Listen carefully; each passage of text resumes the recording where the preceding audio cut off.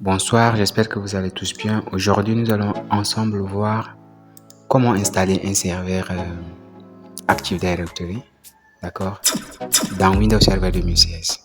Ce qu'il faut retenir, c'est que Active Directory est un serveur qui est en sorte comme une base de données des utilisateurs d'un domaine donné. Donc, au sein d'une entreprise, l'ensemble des connexions à un réseau de données sont répertoriées dans un serveur qui s'appelle le serveur Active Directory.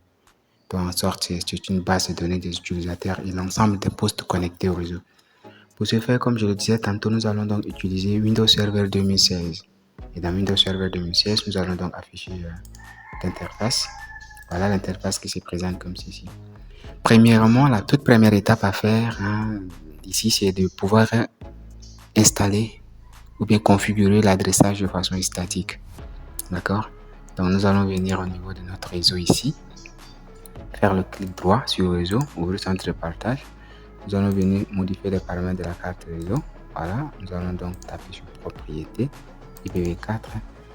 Utiliser l'adresse IP suivante. Donc, nous, on va utiliser l'adresse par exemple 10.0.2.15. Attention, désolé, on a 10.0.2.15. Voilà, comme ceci, nous allons utiliser l'adresse 255 comme ça, et la passerelle 10 0.2.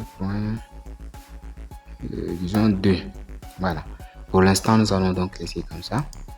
Ici on peut prendre le même serveur comme étant le serveur DNS, c'est pas de souci, donc 10.0.2.15 comme étant le serveur secondaire. On peut tout simplement mettre 8.8.8.8. voilà, donc on va donc valider les paramètres en sortant comme ceci. Donc nous sommes tous d'accord que notre ordinateur est donc configuré avec une adresse IP. Pour vérifier cela, nous allons venir ici. On va donc aller en ligne de commande, CMD, on va donc valider. Voilà, on tape tout simplement ipconfig pour voir si les adresses ont bien été répertoriées ici. Donc vous voyez, c'est exactement l'adresse hash qu'on a eu à faire sur la machine. Donc c'est déjà bon. La deuxième étape avant toute chose, c'est aussi de pouvoir changer le nom, d'accord, changer le nom de notre ordinateur. Comme vous pouvez le constater, l'ordinateur est venu avec un nom bizarre. Voilà, donc nous allons venir au niveau de notre panneau de configuration. Donc à ce niveau, au niveau du panneau de configuration, on vient système et sécurité. On vient sur système. Voilà, et au niveau du système, à l'endroit ici, vous voyez le nom WIN Windows, voilà, 16. Vous voyez le nom est un peu bizarre. Ce qu'on va faire, c'est qu'on va modifier le nom. D'accord? On va donc modifier ce nom. Win tout. On met par exemple, je sais pas moi, on va donc prendre un truc de TD Domain Server. Donc on met comme ça TD Domain Server ou tout simplement Active Directory Server. Voilà, Active Directory Server, un truc comme ça. Voilà, et puis on valide. Voilà, on va donc valider comme ceci. On va taper OK. Ce qu'il faut retenir aussi à ce niveau, c'est que l'ordinateur va se redémarrer. Voilà, donc l'ordinateur va se redémarrer. On va redémarrer notre ordinateur. Donc, pendant que l'ordinateur se redémarre, d'accord, nous allons donc passer à la configuration proprement dite. Donc, la configuration prendra en compte l'ensemble des informations à entrer sur le serveur. Donc, on va donc entrer notre mot de passe. Voilà, on entre notre mot de passe. Donc, nous voilà revenus sur notre serveur. Voilà, donc le gestionnaire du serveur se lance.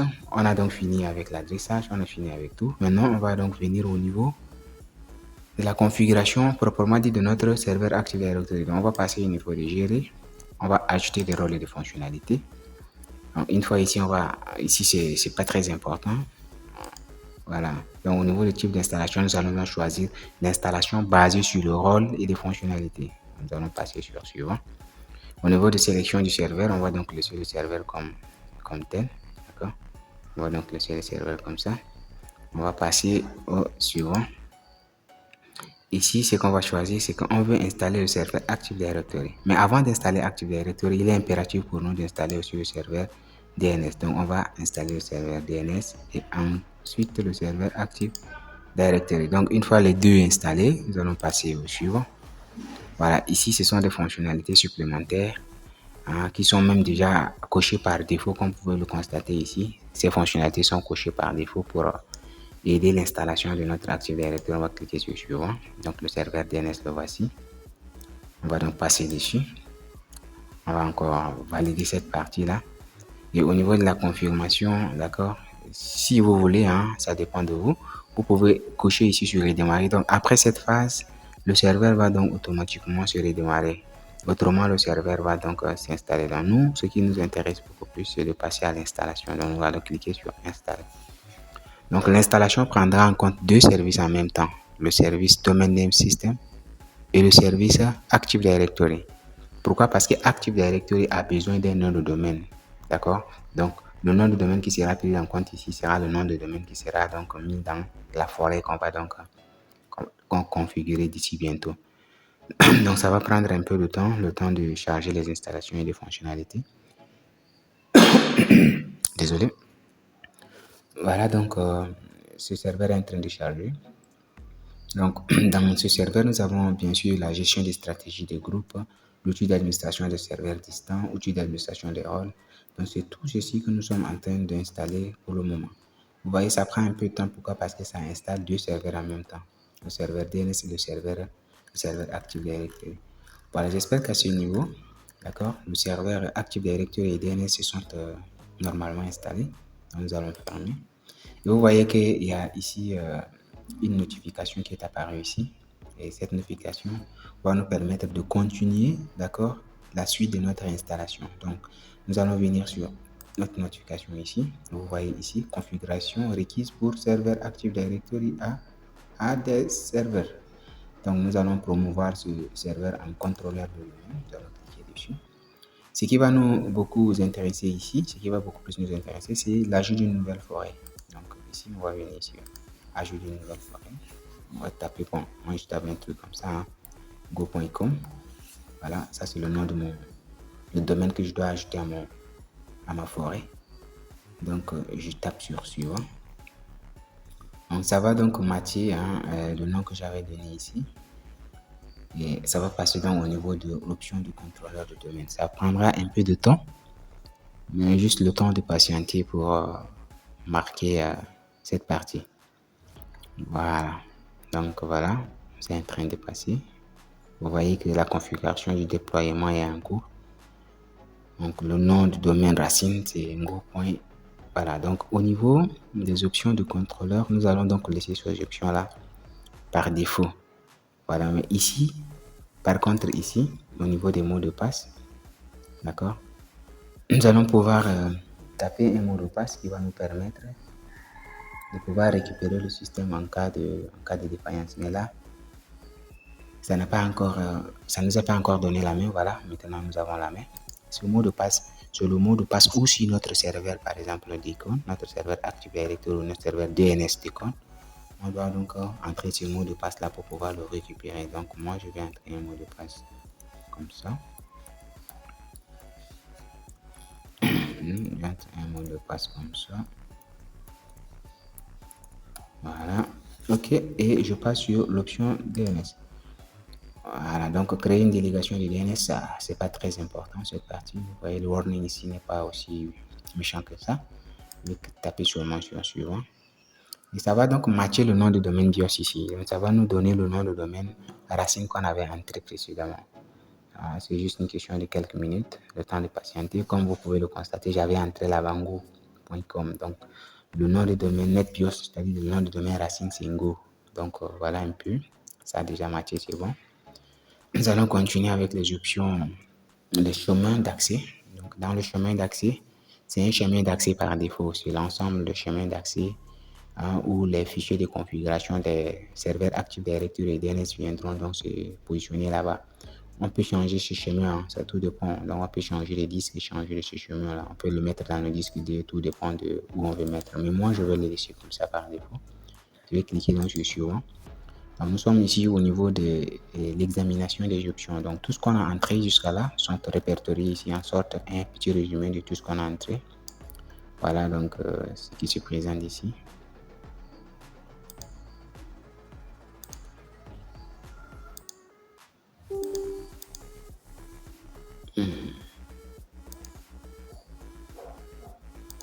Voilà. Nous allons donc venir sur le suivant. Patientons. Ça va donc installer les choses. Ça va donc vérifier plutôt les choses. Que d'installer, ça va vérifier les choses. Nous patientons le temps de la vérification, de la configuration.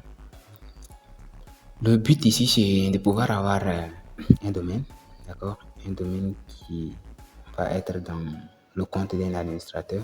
Question de nous aider à avoir l'ensemble des équipements connectés à notre réseau.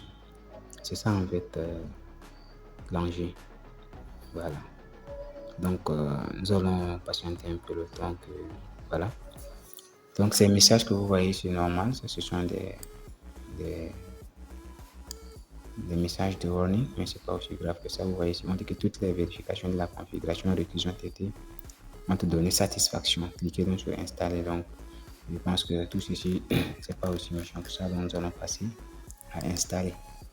Voilà, donc nous sommes dans la toute dernière partie, la partie de l'installation. Donc cette installation va prendre aussi quelques secondes. Voilà.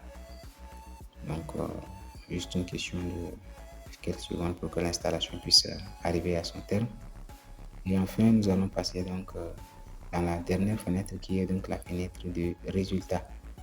Au niveau de cette fenêtre, nous allons voir l'ensemble de tout ce qu'on a eu à faire jusqu'à là. Est-ce que c'est bien arrivé ou pas? Et en fin de compte, nous allons donc redémarrer notre serveur pour pouvoir voir si le domaine a été normalement configuré et installé sur notre machine.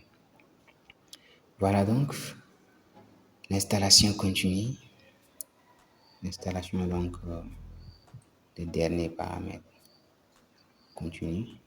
On essaie de voir donc l'état d'avancement de tout ceci. Au fur et à mesure, il y a des messages de warning qui apparaissent ici. Donc, création en cours, vous voyez définition des informations de la stratégie de ça. Voilà, donc jusqu'à là, ça continue. Configuration de service DNS en cours. Ça prend assez de temps, bien évidemment. Pourquoi? Parce que, comme je le disais tantôt, nous avons installé simultanément deux services. D'accord? Le service Domain Name Server et le service Active Directory. Raison pour laquelle vous voyez que le traitement prend un peu plus de temps que prévu. Ok. J'espère que ça continue. Voilà, donc on dit quoi? Ce serveur a été correctement configuré en tant que contrôleur de domaine. Vous voyez, n'est-ce pas? Donc là, déjà, nous sommes arrivés presque à la fin déjà de tout. Donc, nous allons cliquer tout simplement sur fermer pour voir réellement si le serveur ici a été configuré comme on disait tantôt. On va donc attendre ce redémarrage là. Ce redémarrage qui va prendre minimum 2 minutes. Ce redémarrage qui va donc nous confirmer si réellement notre contrôleur de domaine a été bien évidemment configuré. Voilà donc.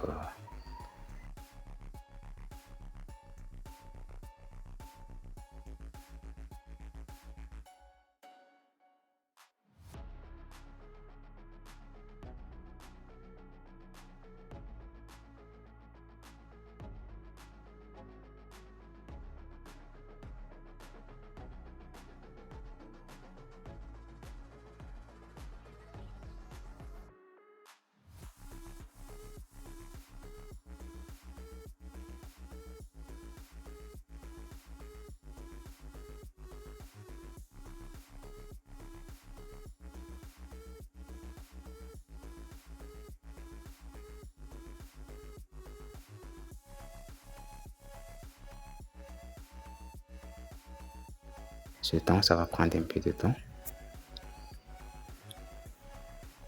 Voilà, nous voilà donc sur la fenêtre de redémarrage. Nous allons donc pouvoir insérer. Et comme vous pouvez le voir, notre domaine c'est quoi? C'est Ngo administrateur. Ça veut dire tout simplement que le domaine a été bien évidemment bien configuré. Voilà.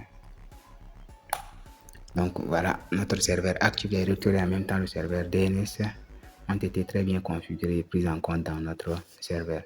Pour la simple vérification, on peut tout simplement venir ici dans Outils. Donc, en cliquant sur Outils, vous voyez, il y a déjà l'apparition d'abord de là. Ici, Centre d'administration Active Directory, c'est-à-dire un serveur Active Directory a été configuré, le DNS. On a Domain Application Active Directory, ça veut dire qu'un domaine Active Directory a été aussi configuré. Si nous continuons en bas, vous allez voir ici Site as Active Directory, utilisateur local, utilisateur de l'ordinateur Active Directory. Ça veut dire deux services ont été installés sur notre ordinateur, à savoir le serveur DNS et le service Active Directory, comme vous pouvez le voir ici. J'espère que la vidéo a déjà mis long. On va donc s'arrêter ici pour continuer dans la prochaine vidéo sur comment ajouter un utilisateur ou bien créer des groupes d'utilisateurs dans Active Directory. Merci beaucoup et à la prochaine.